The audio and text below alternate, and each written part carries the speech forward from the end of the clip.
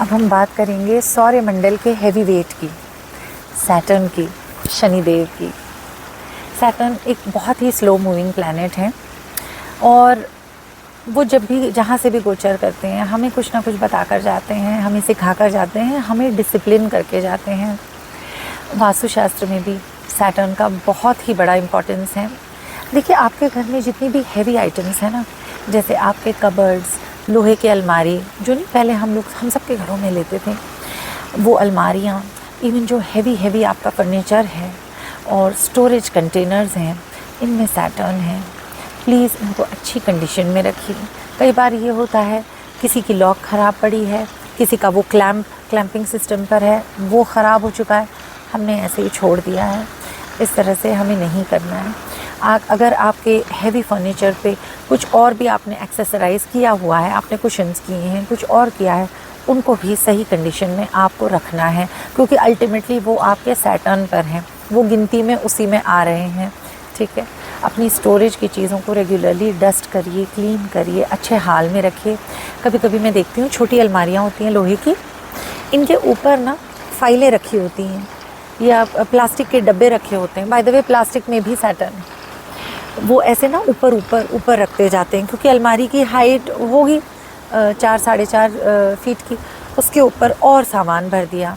ऐसे नहीं रखना है। प्लीज़ अपनी चीज़ों को अच्छे से रखिए। हो सके तो अलमारी के अंदर ही रख लीजिए और नहीं हो सके तो कोई और स्थान उनके लिए निर्धारित करिए। ये मेरा टिप है सैटर्न को लेकर के। अब हम वापस किचन में जाएंगे। क्यों जाएंगे? क्योंकि किचन में भी सैटर्न का रोल है।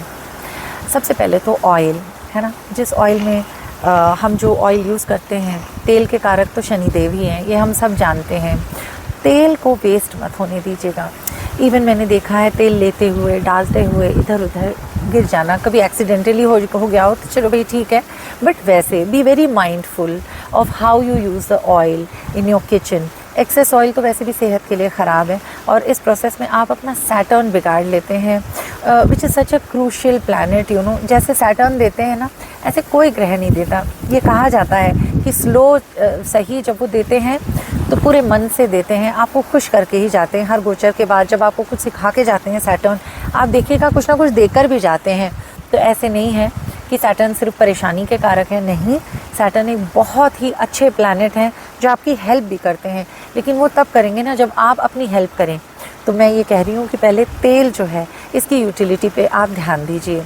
दूसरी चीज़ है स्टेनलेस स्टील के बर्तन। ये बहुत ही इम्पॉर्टेंट है।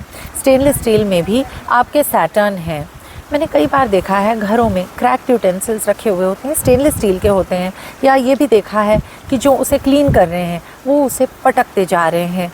प्रॉब्लली वो थके हुए हैं या जो भी रीज़न है, लेकिन एंड आउटकम इसका यही है कि आपके स्टील के बर्तन ख़राब हो रहे हैं, वो पटके जा रहे हैं, उनमें डेंट्स आ जाती हैं, कभी कभी तो लाइनें और क्रैक्स भी आ जाती हैं। अब जो बर्तन मार्केट में मिल रहे हैं वो उस क्वालिटी के भी नहीं हैं जो हमारे पेरेंट्स के टाइम हुआ करते थे। Please preserve your stainless steel in the house. देखिए, सैटर्न पसंद करते हैं पुरानी चीज़ों को, तो आप जितना इन चीज़ों को आप प्रिजर्व करेंगे ना, वो उतनी ही आपकी हेल्प करेंगे।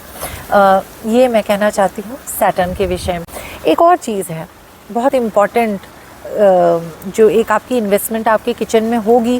ज़्यादातर लोग, और हमारे कंट्री के क्लाइमेट में तो ज़रूरी भी हो है, आप सब वर्किंग हैं तो ऐसा तो है नहीं कि हम अब फ्रिज के बिना गुजारा होता है। सबको ही फ्रिज चाहिए, सबके घरों में फ्रिज है।